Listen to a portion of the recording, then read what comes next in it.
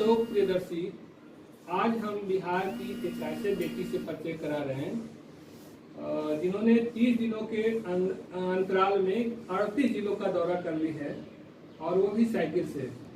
और कैसा रहा है सफ़र, और इनके बारे में थोड़ा समझने की कोशिश करते हैं कि आखिर क्या वजह रही कि साइकिल से सफ़र कर क्या संदेश देना चाह रहे हैं।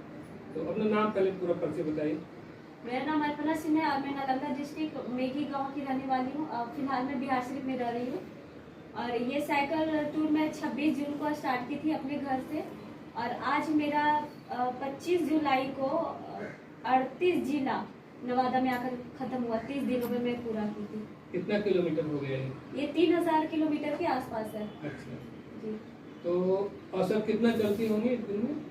एक दिन में 90-95 हार्डली दो दिन ऐसा हुआ कि 112 किलोमीटर मैं कवर की थी। अच्छा जी।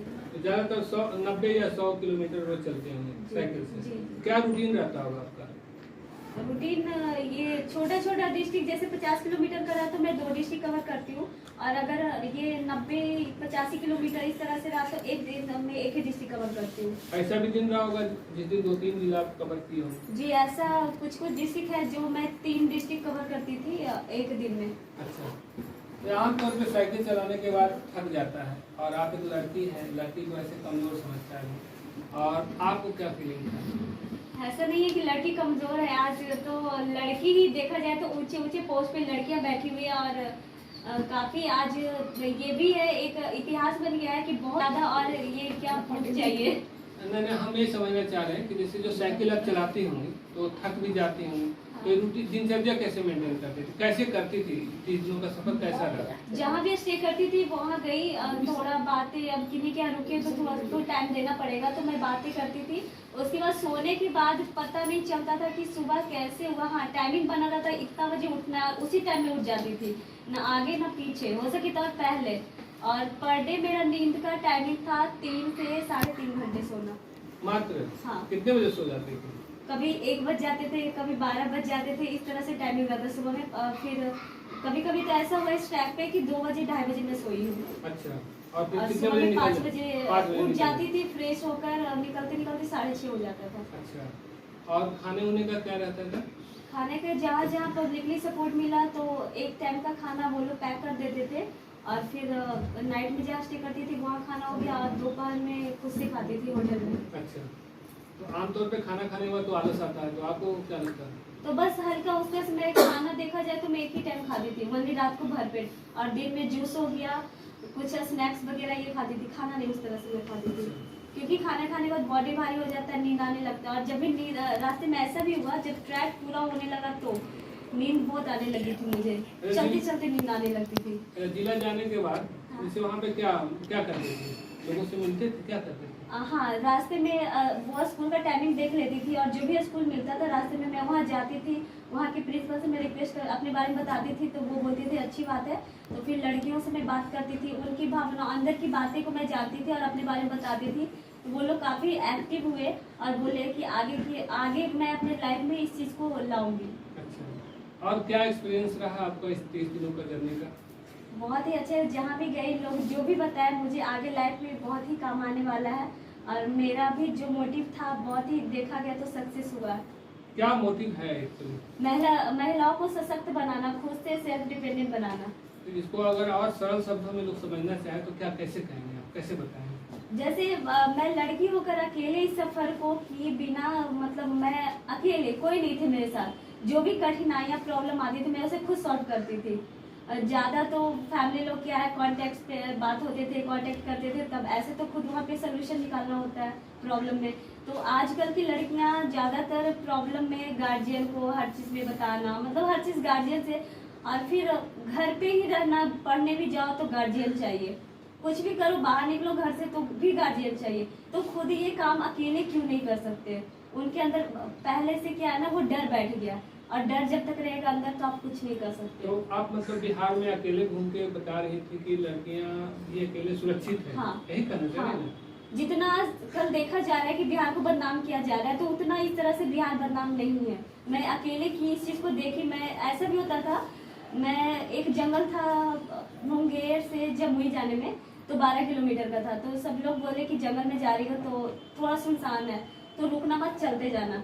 मैं बोली ठीक है। जंगल गई, देखी पूरा हरा भरा, बहुत ही अच्छा नेचर लग रहा था। मैं बैठ के वीडियो बनाने लगी। अच्छा, डर नहीं लग रहा था? नहीं, मुझे नहीं डर लग रहा था। वैसे जगह तो और एक्साइटेड मतलब होती हूँ वीडियो बनाने में, थोड़ा फोटो क्लिक करने में और मजा आता है। और किसी तरह का कोई परेशानी बीच में कोई दिक्कत आई हो?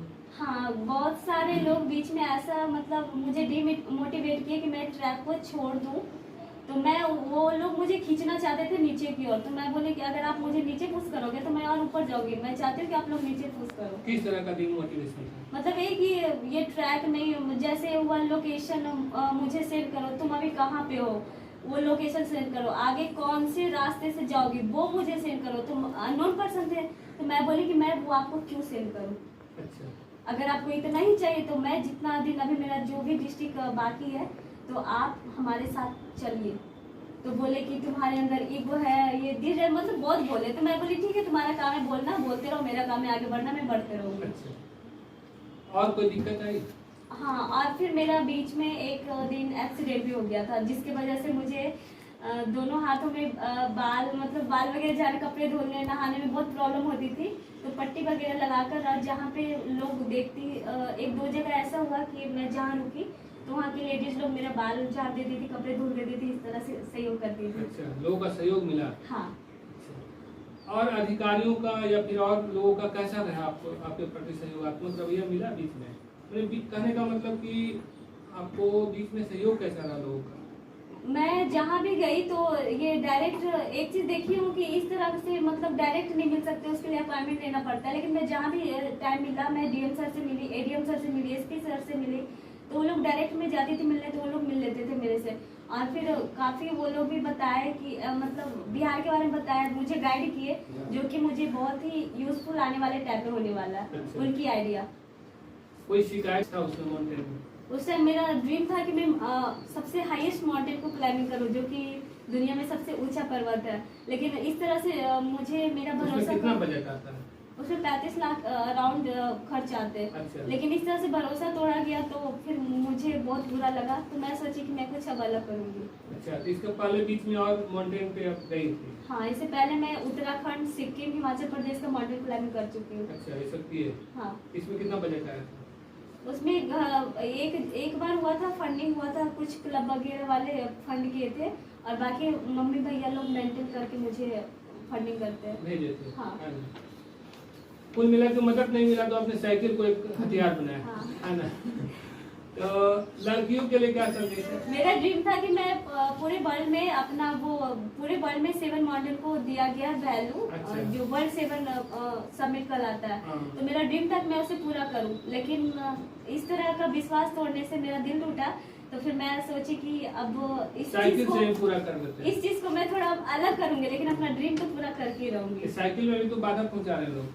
हाँ, इसमें भी कहीं ना कहीं मुझे नीचे खींचने की ओर जा रहे हैं। लेकिन आप भी मोटिवेट नहीं हो रहे क्योंकि इसमें अपना हथियार है। हाँ, वो अगर नीचे खींच रहे हैं तो मैं उस चीज को और जिद बना लेती हूँ। इसमें तो साइकिल पंचर भी होता होगा। नहीं, यही तो इसी साइकिल से मैं काठमांडू भी गई थी, अभी तक वही साइकिल है। अच्छा। वही टायर, वही ट्यूब और वही ब्रेक।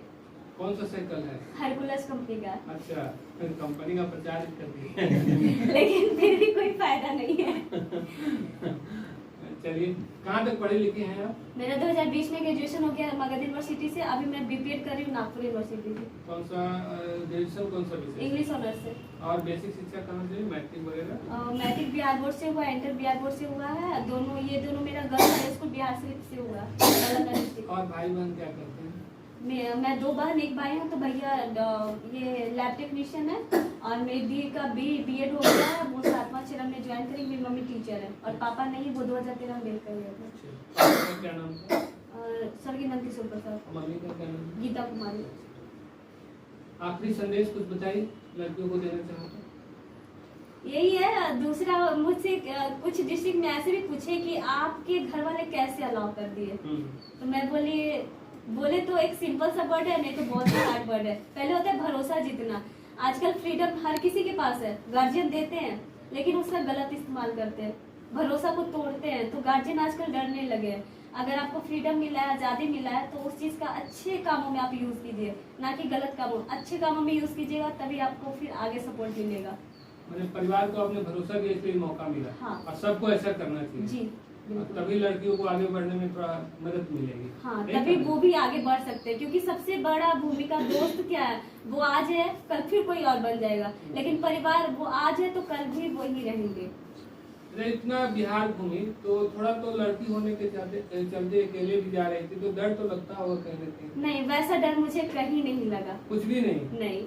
अच्छा। लोग बोलते हैं ना बिहार ऐसा है, वहाँ ये हो रहा है, वो हो रहा है, लेकिन मुझे ऐसा कहीं नहीं लगा। सरकार से अगर लोग क्या साइकिल गर्ल के नाम से जानते हैं, किस नाम से जानते हैं? अभी मुझे साइकिल गर्ल बिहार की शेरनी से जान रहे हैं सब लोग, ये नया नाम दिया गया है। और ये मैं करने वाली पूरे बिहार राज्य की पहली लड़की हूँ। अच्छा, ये नाम कहाँ मिला आपको, किसने दिया?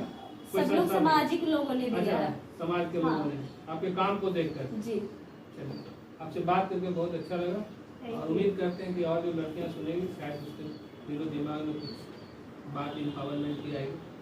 जी जी बिल्कुल, और आना भी चाहिए, क्योंकि अगर वो करना चाह रहे हैं और इस चीज को फिर वो दबाए रख रहे हैं, नहीं, गार्जियन से गार्जियन को भी बताना चाहिए।